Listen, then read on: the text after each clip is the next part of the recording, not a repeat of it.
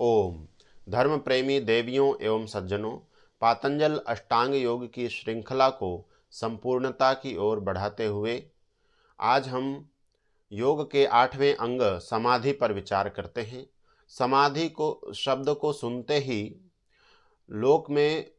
लोगों के मन में प्रायः एक ही अर्थ उपस्थित होता है कि जैसे कोई साधु था, सन्यासी था, उसका देहावसान हो गया, अब उसके मरणोपरांत उसके शरीर का, शव का दाह संस्कार न करके यदि उसे भूमि में गाड़ दिया जाता है तो लोग उसे समाधि समझते हैं, वहाँ पर एक चबूतरा बन जाता है और वही समाधि के नाम से प्रसिद्ध हो जाता है। अथवा जल समाधियाँ भी सुनी जाती हैं कि किसी विद्वान ने, किसी साधक ने जल में डूब करके और अपने प्राणों का त्याग कर दिया तो उसे जल समाधि कहा जाता है। तो मित्रों, ये वास्तव में ये जो प्रचलित अर्थ है ये पूर्णतः गलत है, शास्त्र विरुद्ध है। समाधि यह नहीं है। समाधि का अर्थ शरीर के साथ संबंध नहीं रखता है। समाधि शब्द को यदि हम शब्दशः देखें तो समाधि शब्द का शाब्दिक अर्थ होता है समाधान, समस्याओं का समाधान, दुखों का समाधान। समाधि शब्द का यह मूल अर्थ है। तो अर्थात दुखों का समाधान हो जाना, दुख से छूट जाना, यह समाधि का वास्तविक अर्थ है। व्याकरण के अंदर भी समाधि शब्द का प्रयोग जो है उत्तर अर्थ में किया जाता है कि यह यहाँ पर शंका है, यह यहाँ पर प्रश्न उठा है तो इसकी यह समाधि अर्थात इसका यह समाधान है। समाधि अर्थात समाधान। परंतु योग के अंदर भी यह शब्द इस अपने भाव को रखते हुए एक विशेष अर्थ देता है कि संपूर्ण दुखों से छूटने का जो उपाय है, उसकी जो तैयारी है, उसका जो साधन है, उसे हम समाधि कहेंगे। तो योग दर्शन की भाषा में हम समाधि को समझने का प्रयत्न करते हैं। तो पीछे हमने ध्यान तक देखा, तो उसके आगे योग दर्शन के विभूति पाद के प्राथमिक तीसरे सूत्र में यह कहा गया है कि तदेवार्थ मात्र निर्भासम स्वरूप शून्यम इव समाधि। अर्थात तद अर्थात पहले जो ध्यान हम कर रहे थे, तो ध्यान में क्या होता है कि एक तो ध्यान करने योग्य वस्तु होती है, विषय होता है, एक ध्यान करने वाला होता है और वह क्रिया होती है।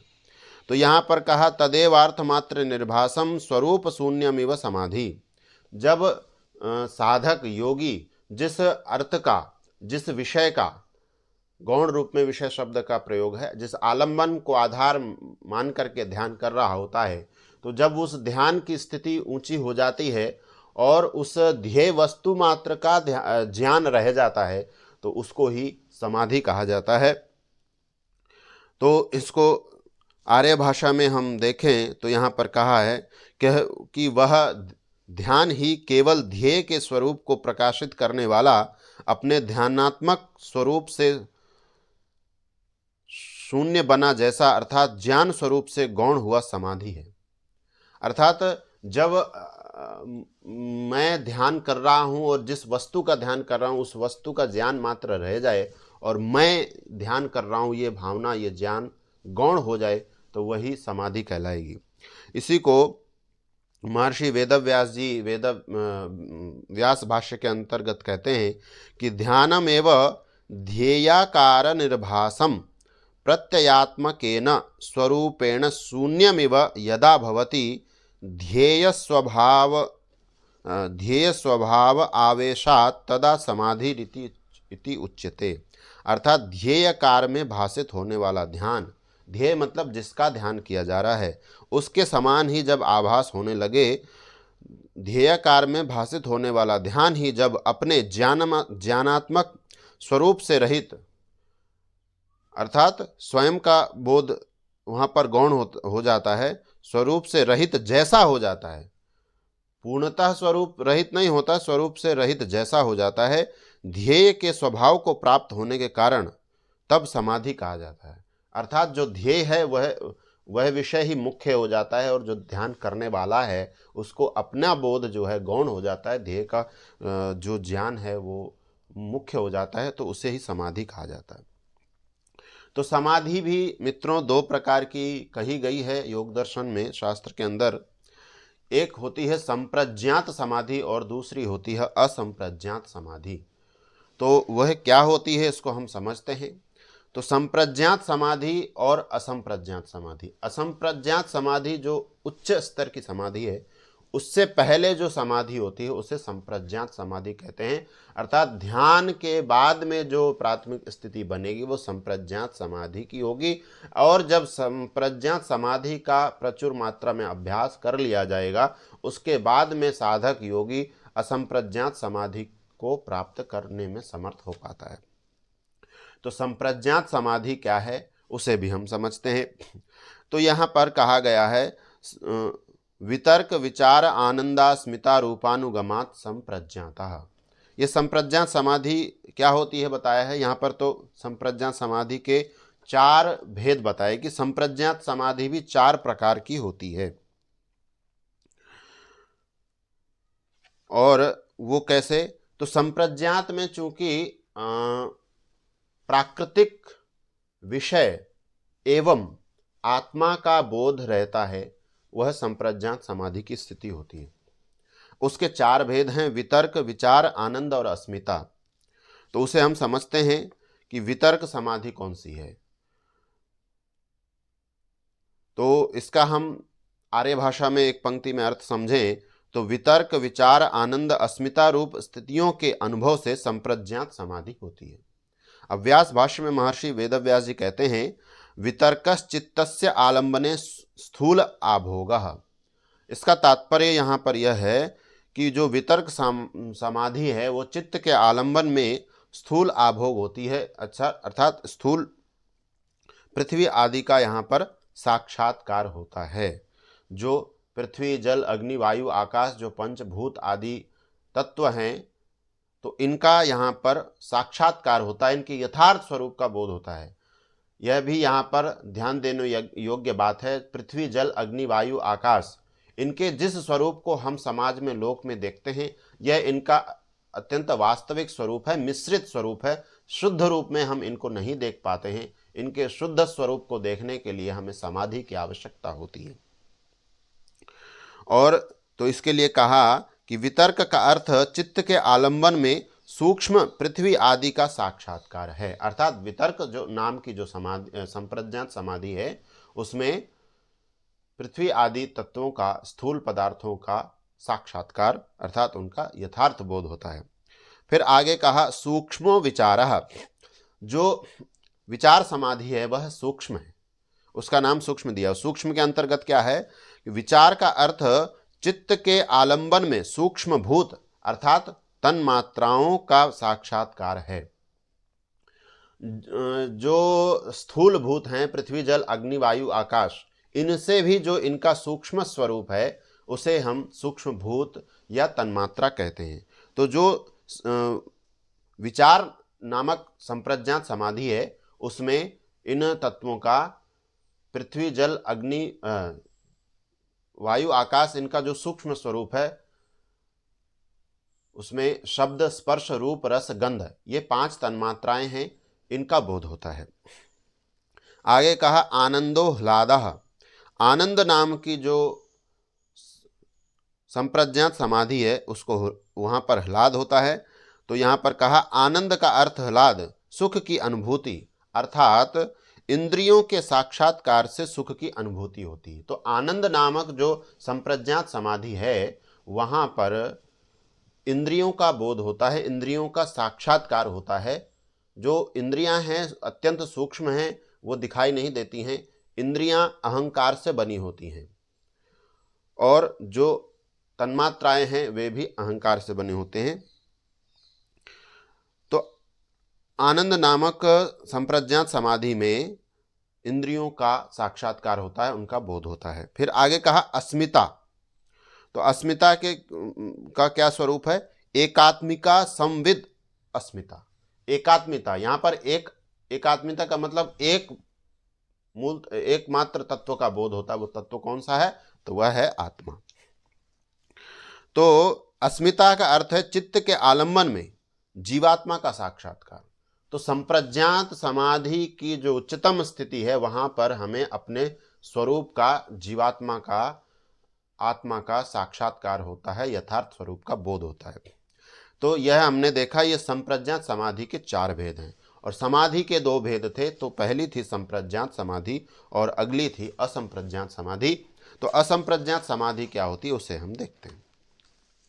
तो असंप्रज्ञात समाधि के लिए महर्षि पतंजलि जी कहते हैं, विराम प्रत्ययाभ्यास पूर्व संस्कार शेषो अन्य, अर्थात कि सब वृत्तियों के निरोध का कारण जो पर वैराग्य है, उसकी पुनः पुनः आवृत्ति से जो वृत्ति निरोध समाधि होती है, तथा जिसमें निरोध के संस्कार वर्तमान रूप में एवं संप्रज्ञात समाधि के संस्कार अभिभूत होकर के रहते हैं, वह असंप्रज्ञात समाधि है।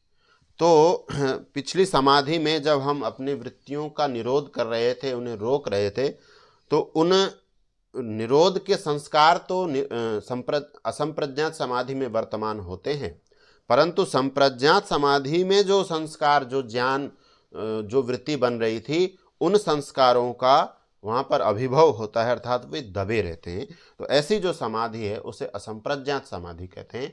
और मित्रों, धर्म प्रेमी सज्जनों, परमात्मा का जो साक्षात्कार है वह असंप्रज्ञात समाधि में होता है। संस्कृत में व्यास जी ने व्यास भाष्य में लिखा है कि सर्ववृत्ति प्रत्यस्तमये संस्कार शेषो निरोध चित्तस्य समाधि असंप्रज्ञातः, अर्थात सब वृत्तियों के अस्तमय स्थिर हो जाने पर, रुक जाने पर जो संस्कार शेष है, संस्कार मात्र शेष रहता है, ऐसा जो चित्त का निरोध है वह असंप्रज्ञात समाधि कहलाता है। और इस असंप्रज्ञात समाधि का उपाय क्या है, तो साथ में ही कहा, तस्य परम वैराग्यम उपायः, यह जो असंप्रज्ञात समाधि है, इसका जो उपाय है, साधन है, वह है पर वैराग्य है। अब पर वैराग्य को समझने के लिए हमें वैराग्य को समझना होगा। तो आइए हम वैराग्य को भी समझते हैं। तो वैराग्य भी 2 प्रकार का होता है। एक पहला वैराग्य अपर वैराग्य, और दूसरा जो उससे उच्च स्तर का वैराग्य है उसे पर वैराग्य कहते हैं। तो पहले हम जो प्राथमिक वैराग्य है उसे देखते हैं। तो महर्षि पतंजलि जी कहते हैं कि दृष्टानुश्रविक विषय वितृष्णस्य वशीकार संज्ञा वैराग्यम, अर्थात वर्तमान जीवन में जो हमने सुख अनुभव किया है, जाना है, और जिनको हम सुन करके जिन विषयों को जानते हैं, जिनको हमने स्वयं साक्षात करके जिन विषयों को भोगा है, अथवा जिन विषयों में हमने सुख को सुना है, ऐसे विषयों की तृष्णा से रहित हो जाना, उनके प्राप्ति की इच्छा को न रखना, ऐसे योग की मन इंद्रियों पर पूर्ण वशीकरण हो जाता है। उस वशीकरण को ही अपर वैराग्य कहते हैं।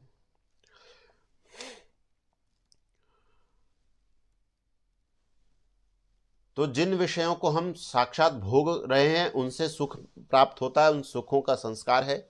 दूसरा, जिन विषयों को हमने साक्षात कभी भोगा नहीं है परंतु उनसे सुख होता है, ऐसा हमने सुना है, वो आनुश्रविक हो गए। ऐसे दोनों प्रकार के सुखों की इच्छा न रखते हुए उनकी तृष्णा से पूर्ण रहित हो जाना, पूर्ण राग को छोड़ देना, ऐसा जो योगी होता है वो अपनी इंद्रियों में जो नियंत्रण प्राप्त करता है, जो वशीकार प्राप्त करता है, तो उस वशीकरण को ही यहाँ पर अपर वैराग्य कहा जाता है। तो ये वैराग्य की परिभाषा हुई। आगे जो है, इससे जो उच्च स्तर का वैराग्य है उसे हम पर वैराग्य कहते हैं। तो पर वैराग्य के विषय में महर्षि पतंजलि जी कहते हैं, तत्परम पुरुष ख्यातेर गुण वैतृष्ण्यम, अर्थात तत्परम, अर्थात तस्मात् परम, पीछे जो वैराग्य बताया है वह उससे भी ऊंचा वैराग्य है। यह जो पर वैराग्य है उसकी क्या परिभाषा है, वह सबसे ऊंचा, या अथवा इसी पर वैराग्य के लिए भी हम समझ सकते हैं, वह सबसे ऊंचा वैराग्य है जो जीवात्मा के साक्षात्कार से गुण मात्र से तृष्णा रहित हो जाना। अर्थात जो असंप्रज्ञात समाधि में हमको जो ज्ञान हो रहा था पंच महाभूतों का, इंद्रियों का और तन्मात्राओं का तथा आत्मा का, उससे जो ज्ञान हो रहा था, वो जो ज्ञान है वो सत्व गुण के कारण हो रहा था। मन में सात्विक वृत्ति थी, तो उस ज्ञान के प्रति भी राग ना रखना, उस राग को हटा देना, और मन में जो सात्विक वृत्ति भी हो रही थी, तो वो सात्विक सत्व जो है वो गुण है। तो इस प्रकार के किसी भी गुण मात्र का त्याग हो जाता है, उससे रहित जो हो जाता है, वहां पर वैराग्य होता है। अर्थात संप्रज्ञात समाधि तक जो प्राप्त सुख है, उस सुख के प्रति भी राग को त्याग देना, ये पर वैराग्य है। अब हमने वैराग्य और पर वैराग्य को देख लिया। तो असंप्रज्ञात समाधि का जो साधन है वह पर वैराग्य है, अर्थात उत्तम कोटि का वैराग्य है, सर्वश्रेष्ठ वैराग्य है। साथ ही अब हमें यह देखना है कि जो समाधि है, तो समाधि का लाभ क्या है। और पीछे भी हमने धारणा, ध्यान और समाधि, इन तीनों को देखा था। तो इनसे क्या लाभ होने वाला है, तो इसको हम समझते हैं। तो धारणा, ध्यान और ध्यान, इनका भी वर्णन करने के बाद में इनसे होने वाले लाभ या सिद्धियों को नहीं बताएगा। और यहाँ पर सीधे समाधि से भी कोई विशेष सिद्धि नहीं बताई गई, परंतु इन तीनों को मिला करके फिर ये तीनों मिल करके हमें लाभ प्रदान करते हैं, फल प्रदान करते हैं। वे क्या हैं उससे हम देखते हैं। तो समाधि का वर्णन करने के बाद में आगे महर्षि पतंजलि जी कहते हैं कि यह जो धारणा, ध्यान और समाधि है, इसके लिए एक विशेष बात कही, त्रयम एकत्र संयमः, इन तीनों को मिला करके संयम कहा जाता है। तो सूत्रार्थ है कि धारणा, ध्यान, समाधि, इन तीनों का एक विषय के साक्षात्कार के लिए प्रयोग करना संयम है। तो जिस विषय को लेकर के हमने धारणा की थी, उसी विषय को लेकर हमने ध्यान किया, और उसी आलंबन से जब हम समाधि लगाते हैं, तो ये तीनों जब एक ही विषय में होते हैं, तब इसे संयम कहा जाता है। तो संस्कृत में कहा है, तद एतद धारणा, ध्यान, समाधि त्रयम एकत्र संयम, अर्थात ये वह धारणा, ध्यान और समाधि, ये तीनों जब एक स्थान पर, एक विषय पर, एक आलंबन पर होते हैं, तो इसे संयम कहा जाता है। एक विषयाणि त्रीणि साधनानि संयम इति उच्यते, अर्थात एक विषय वाले ये तीनों साधन संयम नाम से कहे जाते हैं। तो अब यह संयम हो गया। अब तीनों का एक साथ लाभ बताया जाएगा, धारणा का, ध्यान का और समाधि का। तो आगे क्या कहा, तज्जयात प्रज्ञालोकः, अर्थात उस संयम को जीत लेने से, अर्थात संयम में कुशल हो जाने से, संयम का अभ्यास कर लेने से क्या होता है, प्रज्ञालोकः।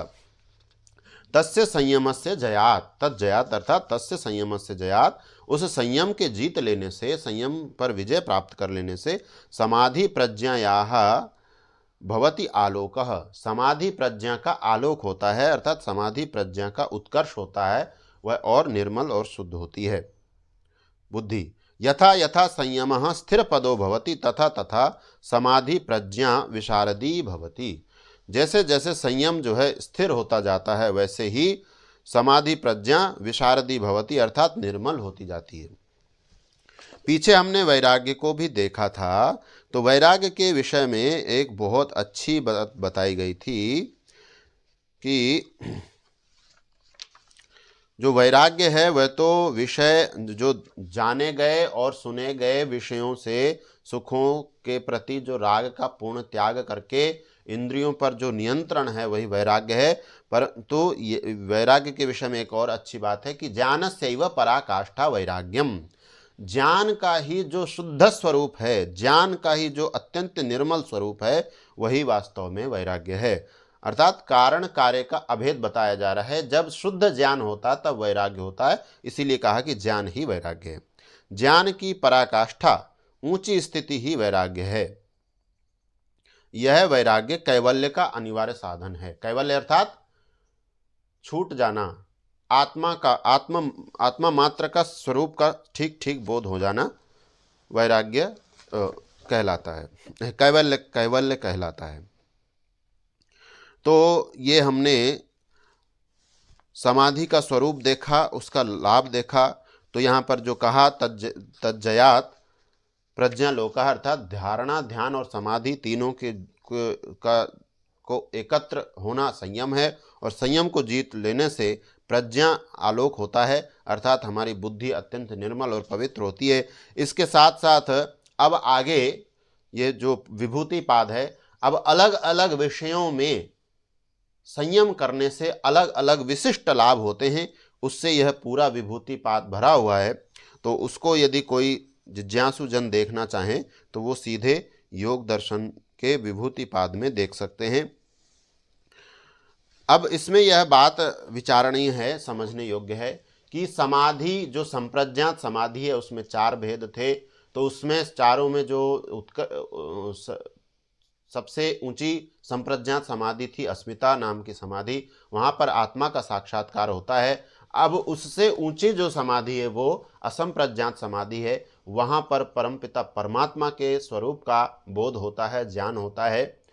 और यह विचारणीय बात है कि परमात्मा के स्वरूप को जान लेने मात्र से कोई भी जीव मोक्ष की स्थिति को प्राप्त नहीं होता है। परमात्मा को जान लेने मात्र से हम जन्म मरण के चक्र से छूटते नहीं हैं, उसके लिए और आगे पुरुषार्थ करना होता है। उस असंप्रज्ञात समाधि में लगातार परमात्मा के साक्षात्कार को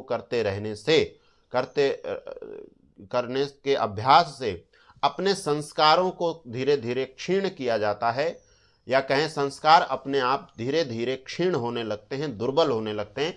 उसमें पुण्य और पाप दोनों प्रकार के संस्कारों को क्षीण करना होता है, या कहें क्लिष्ट और अक्लिष्ट, मतलब जो अविद्या युक्त अविवेक पूर्वक जो वृत्तियां हैं मन की, उन्हें भी, और जो विवेक पूर्वक भी क्लिष्ट अक्लिष्ट वृत्तियों को रोकना है, और शुभ अशुभ पुण्य और पाप दोनों प्रकार के संस्कारों को नष्ट करना है, क्षीण करना है, समाप्त करना है। तो जब हमारी बुद्धि कहें या कहें हमारा जो मन है शुभ अशुभ सभी प्रकार के संस्कारों से क्षीण हो जाता है, निर्मल हो जाता है, और वो संस्कार जब पूर्णतः धुल जाते हैं तब उसे ही कहा जाता है दग्ध बीज अवस्था।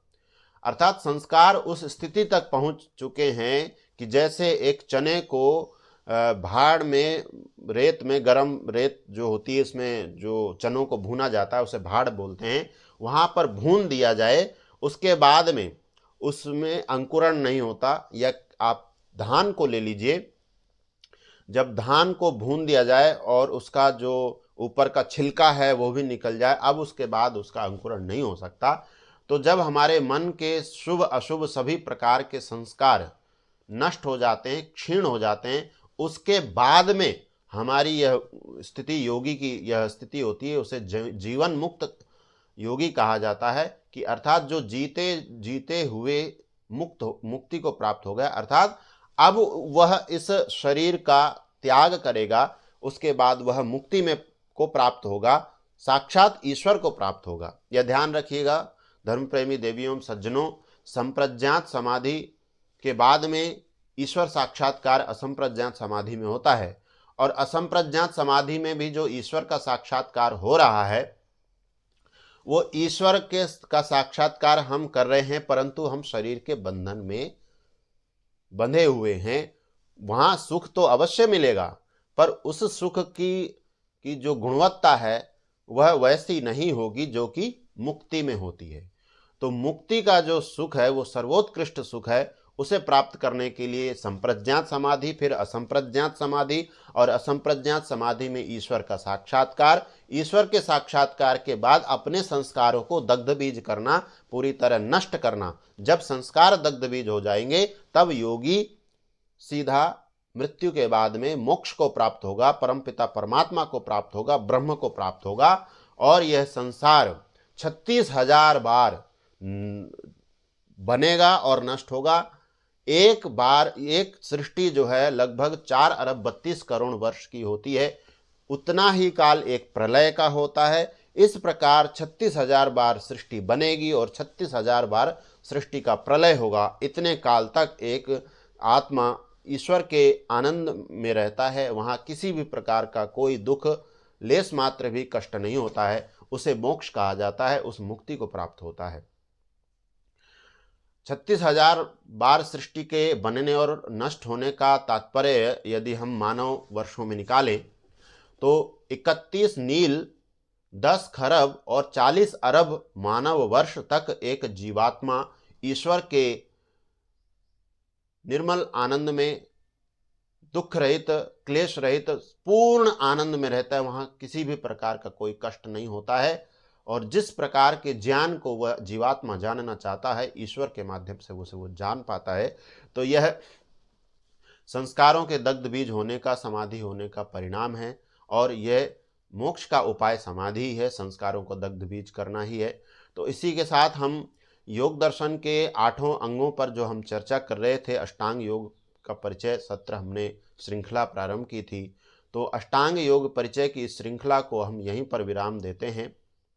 योग दर्शन काफ़ी व्यापक है, शाब्दिक रूप से उसको पढ़ना सरल है, परंतु व्यवहार में योग दर्शन लाना बड़ा ही कठिन है। तो आप लोगों से आशा है कि आप लोग इस श्रृंखला से लाभ उठाएंगे, जीवन में यम नियम का यथासंभव पालन करने का प्रयत्न करेंगे और योग के जो अन्य अंग हैं, आसन, प्राणायाम आदि, और प्रत्याहार, धारणा और ध्यान, समाधि की स्थिति तो बहुत उच्च होती है। लगातार अनेक वर्षों और तीव्र संवेग के साथ जब हम प्रयत्नरत रहते हैं तब हम समाधि की स्थिति को प्राप्त होते हैं। तो आप लोग इन अंगों के स्वरूपों को ठीक से समझेंगे और तदनुसार आप जीवन में लाने का प्रयत्न करेंगे।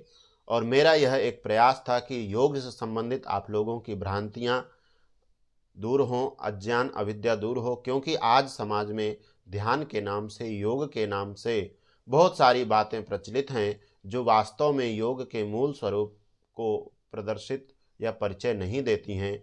लोग उससे भटक जाते हैं। तो इसीलिए यह पातंजल अष्टांग योग की श्रृंखला मैंने आप लोगों के समक्ष रखी कि जिससे आप योग के, ध्यान के, आसन प्राणायाम के यथार्थ स्वरूप को समझ करके योग मार्ग के राही बन सकें और अपने जीवन को उन्नत कर सकें।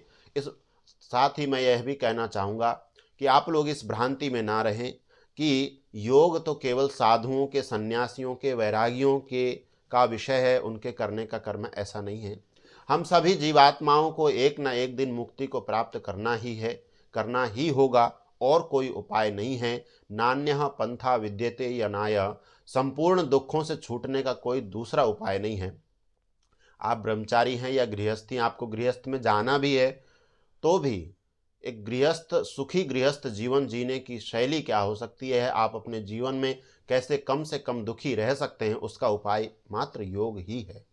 तो इन अंगों को, योगांगों को, योग के स्वरूप को हम समझेंगे तो एक यात्रा योग की तरफ हम प्रारंभ कर सकेंगे। हम भले ही आज गृहस्थ में हैं, आप गृहस्थ के कर्तव्यों को ठीक प्रकार से निर्वहन करें और अपने आपको उसके लिए तैयार करें। अनेक जन्मों की यह यात्रा है, हम सभी को वहाँ तक पहुँचना है, अवश्य ही पहुँचना है। तो इसी शुभकामना के साथ आप सभी लोगों का इस श्रृंखला की समाप्ति पर बहुत बहुत धन्यवाद, बहुत बहुत शुभकामनाएं। और यदि ये चलचित्र आप लोगों को अच्छे लगते हैं तो अधिक से अधिक लोगों तक इसे साझा करें, पसंद करें। वैदिक शंखनाद चैनल को सब्सक्राइब अवश्य करें, उसकी सदस्यता अवश्य लें। और फेसबुक पर देख रहे हों तो उसका अनुकरण करना, फॉलो करना ना भूलें। साथ ही इस QR कोड के माध्यम से आप व्हाट्सएप से मुझसे जुड़ सकते हैं तथा इस दूसरे QR से आप वैदिक शंखनाद व्हाट्सएप समूह से भी जुड़ सकते हैं तथा इस संख्या के माध्यम से आप अरट्टई के माध्यम से मेरे से संपर्क कर सकते हैं। पुनः आप सभी लोगों का धन्यवाद। ओम नमस्ते जी।